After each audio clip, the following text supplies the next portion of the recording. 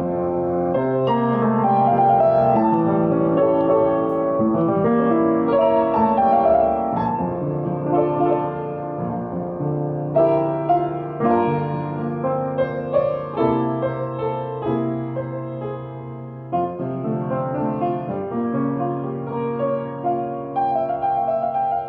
and welcome to Hospitality Sri Lanka's series 19 Hospitality Questions on COVID-19.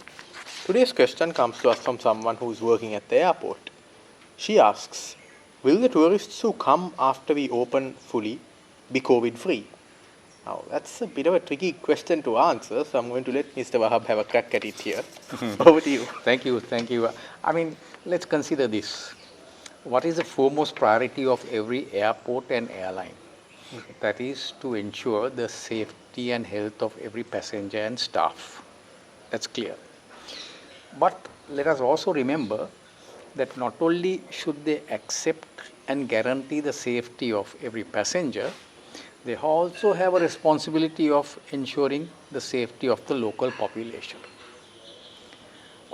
Airport operations, when it opens in September, that is the airports in Sri Lanka, every tourist who comes has to stay a minimum 5 nights. That's the regulation at the moment. Now, they don't need to go, unlike in other countries, into quarantine, which is considered a major barrier and obstacle to travel and for the demand of recovery. However, every traveler who comes to our country has to show a proof of a COVID-19 test report taken prior to and within 72 hours of landing in Sri Lanka. When they disembark from the airport, of course, they will have to take another test before they are allowed to leave the airport. And around the 4th or 5th day, a further test during their stay. Those who stay 10 days and beyond will also have to undergo an additional test. The bottom line being that every visitor to this country will have to take a minimum 3 tests or more during their stay in Sri Lanka. That's clear for the moment. Airports like in Sri Lanka are taking every precaution to ensure that there is very little risk. But there are still several destinations that do not take the health screening measures that seriously, particularly when passengers board planes, right? If you consider the case that happened on the 23rd of June, there was this Emirates flight that took off from Dubai, landed in Hong Kong with 26 passengers who tested positive for COVID-19. These 26 passengers were all from Pakistan who traveled to connect to this flight to Hong Kong. Now,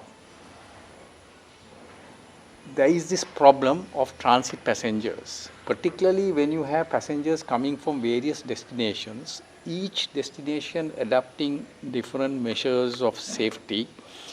And when they all converge into an airport, a hub airport such as Dubai, and board a plane to go to their ultimate destination, that is fraught with risk.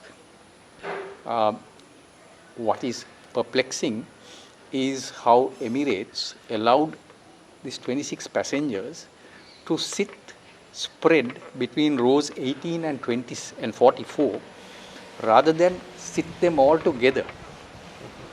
Now that's another thing airlines will also have to take into consideration very seriously. Of course, Emirates suspended air services to Pakistan the next day, but that's like closing the barn door after the horse has bolted. So, airlines must also remember, while there are passengers who are willing to travel, they are also concerned about the risk of transmission of infection on board. Boarding processes have also shifted. Now, many airlines are taking the temperature of passengers before they board the aircraft.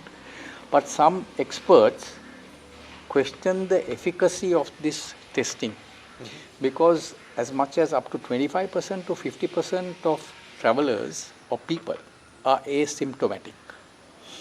And as much as 20% of people do not show any symptoms of fever even if they have COVID-19. So that's another thing you have to consider very seriously. Then there is the question of governments accepting test reports and establishing the authenticity, accuracy, and how legitimate are these reports, particularly of those who carry this from high-risk areas. Let's face it, no environment is risk-free. But of the few areas, perhaps airports are the most controlled. And that it should be like that because airports are the key to reconnecting with the whole world. So, I guess that should be the answer for now. So there you have it. The way things are changing on such a frequent basis, who knows what the regulations may be in 1 week, 2 week or 1 month's time. In the meantime, have you got a question for us? If you do, write to us. Reach us at hospitalitysrilanka.com is the email address. You can also subscribe to this our YouTube feed in the subscribe button below this video, as well as follow us on our other social media feeds, Facebook, Instagram and LinkedIn. Thank you.